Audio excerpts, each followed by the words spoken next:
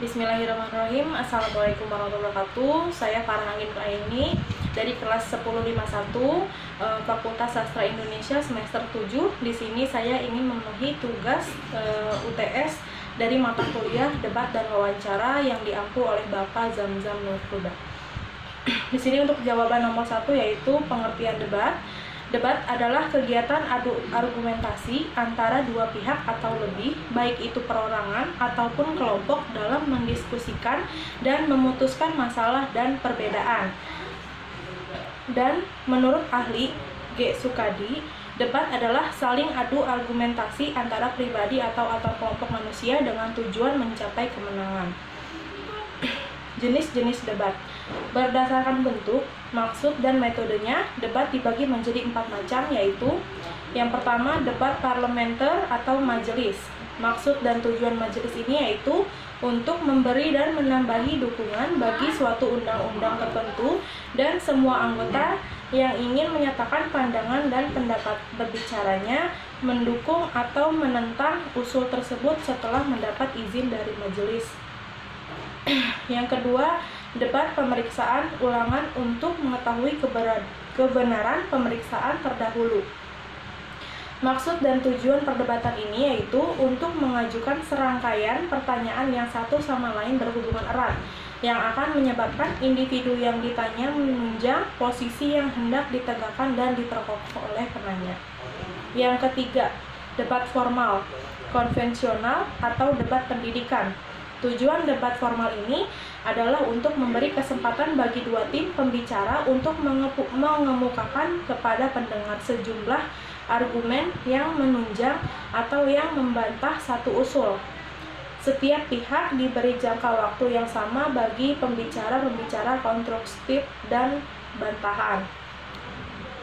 Yang keempat yaitu debat kompetitif. Debat kompetitif dalam pendidikan tidak seperti debat sebenarnya dalam parlemen. Debat kompetitif tidak bertujuan untuk menghasilkan keputusan, tetapi lebih diarahkan untuk mengembangkan kemampuan tertentu di kalangan pesertanya, seperti kemampuan untuk mengutarakan pendapat secara logis, jelas, dan terstruktur, mendengarkan pendapat yang berbeda, dan kemampuan berbahasa asing jika debat dilakukan dalam bahasa asing. Unsur-unsur debat. Satu kegiatan dapat disebut debat jika memiliki beberapa unsur-unsur. Yang pertama yaitu memiliki mosi. Mosi adalah topik atau bahasan yang akan diperdebatkan dan mempunyai sifat konvensional. Adanya mosi sangat penting karena di dalam sebuah debat terdapat pihak pro dan kontra. Yang kedua, debat harus memiliki pihak pro dan pihak afirmatif yang setuju terhadap mosi yang telah diberikan.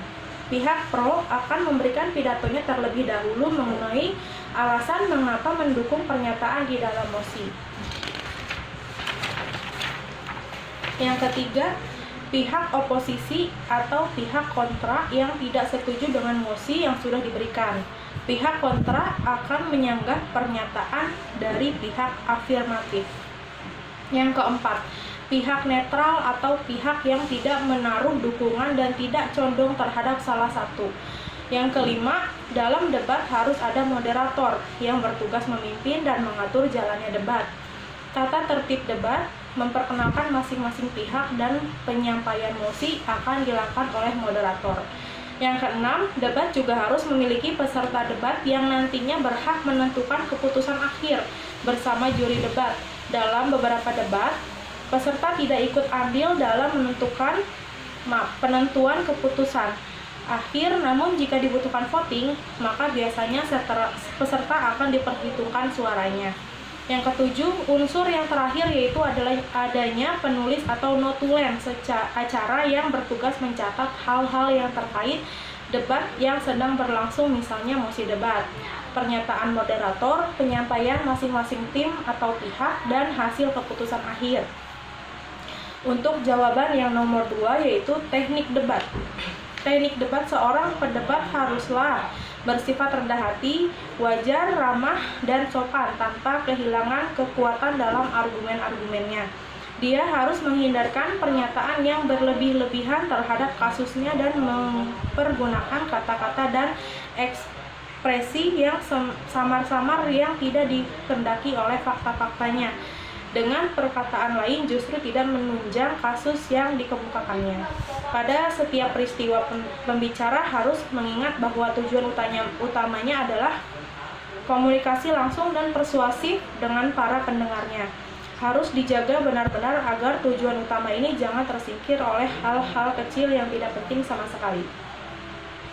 Langkah-langkah debat, yaitu 2 tim diberi waktu untuk menyusun kasus selama 30 menit. Pembahasan kasus selama 7 menit oleh 1 orang dari tim pendukung. Tanggapan orang pertama dari tim kontra mengenai bahasan tim pro, dan kemudian membahas kasus selama 7 menit. Kemudian, orang kedua dari tim pro memberikan tanggapan kepada tim kontra dan melanjutkan bahasan timnya selama 7 menit. Orang kedua dari tim kontra menanggapi pendapat tim pro dan melanjutkan bahasan timnya selama 7 menit. Orang ketiga dari tim pro maju merespon semua tanggapan dari tim kontra dan memberikan kesimpulan timnya.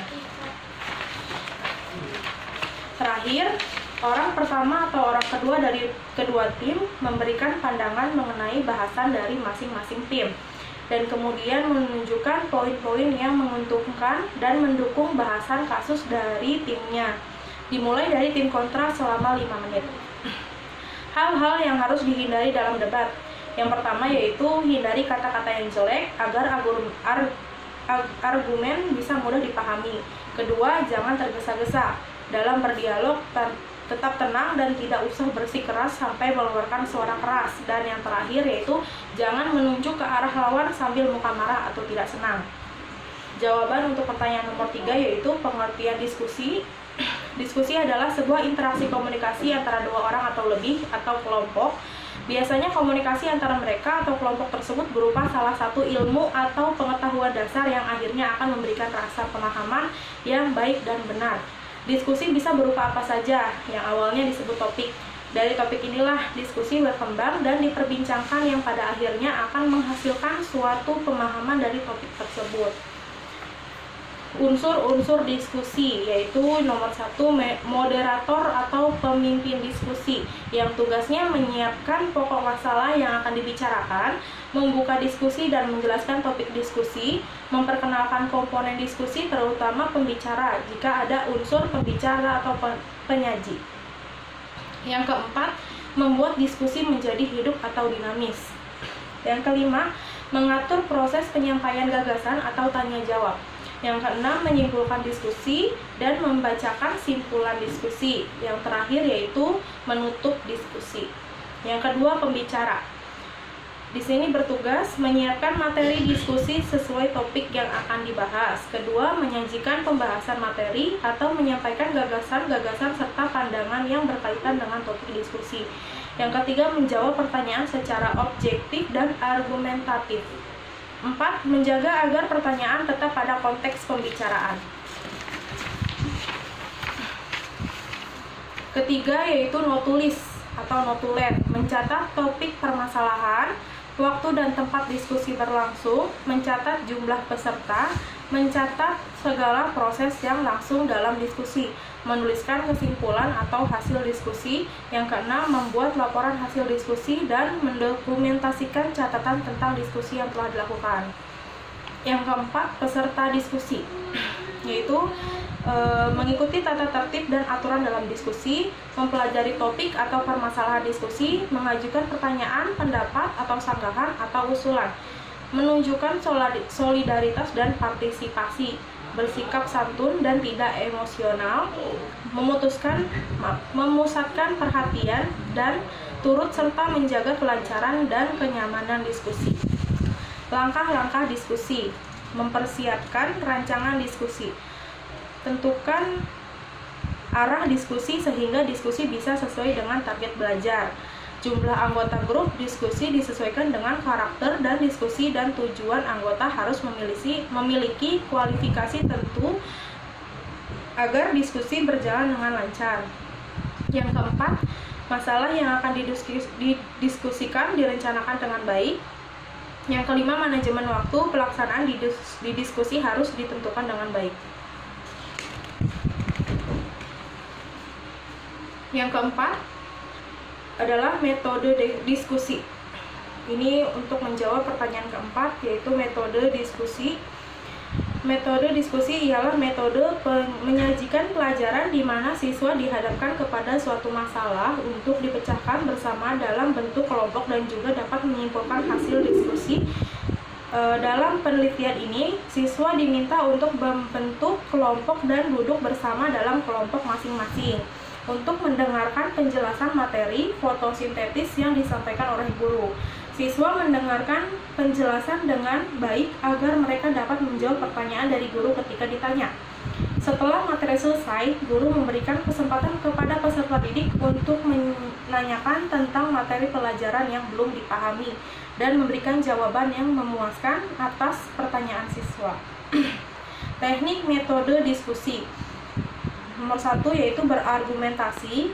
Berargumentasi dalam berdiskusi tidak lepas dari 3 hal, yaitu penyampaian gagasan atau pendapat oleh penyaji, penyajian sanggahan oleh peserta, dan penyajian dukungan juga oleh peserta. Yang kedua, penyajian gagasan yang relevan. Penyajian gagasan dalam diskusi dikatakan relevan jika tidak terlepas dari upaya-upaya pemecahan masalah yang didiskusikan.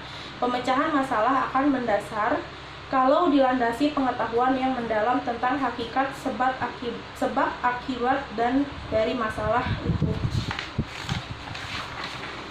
Yang ketiga, menanggapi gagasan, memberi tanggapan terhadap sesuatu gagasan bisa bersifat positif, mendukung, menyetujui, dan membenarkan.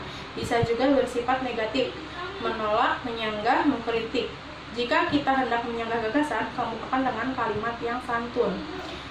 Lalu etika berdiskusi. Dalam mengikuti diskusi, sehingga proses diskusi dapat berjalan dengan lancar dan semestinya, diperlukan suatu etika. Etika berdiskusi harus diperhatikan oleh seluruh pihak yang hadir dalam diskusi, baik itu ketua diskusi maupun seluruh peserta diskusi. Yang harus diperhatikan oleh ketua diskusi saat berdiskusi adalah sebagai berikut. Yang pertama, yaitu memahami ketentuan diskusi. Yang kedua, memimpin diskusi dengan tenang dan sabar, tidak memihak dan tidak terbawa oleh emosi. Yang ketiga, menghargai setiap pendapat yang ada meskipun pendapat tersebut berbeda dengan dirinya. Yang keempat, menggunakan bahasa yang baik, efektif, dan sopan. Yang kelima, mengatasi segala permasalahan yang timbul dalam diskusi.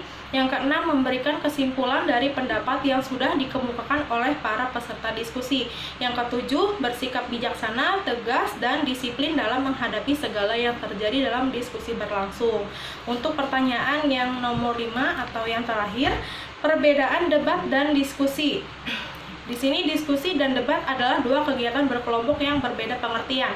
Diskusi adalah suatu kegiatan yang membahas tentang sebuah topik sebagai bentuk pertukaran gagasan, informasi, pendapat antar kelompok yang bertujuan menemukan titik temu. Berbeda dengan diskusi, debat adalah suatu kegiatan untuk menyampaikan argumentasi yang berlawanan secara resmi antara kedua individu atau tim yang bertujuan untuk menemukan pihak yang paling benar. Demikian untuk jawaban yang tadi sudah saya sampaikan. Mohon maaf atas kekurangannya. Terima kasih. Wassalamualaikum warahmatullahi wabarakatuh.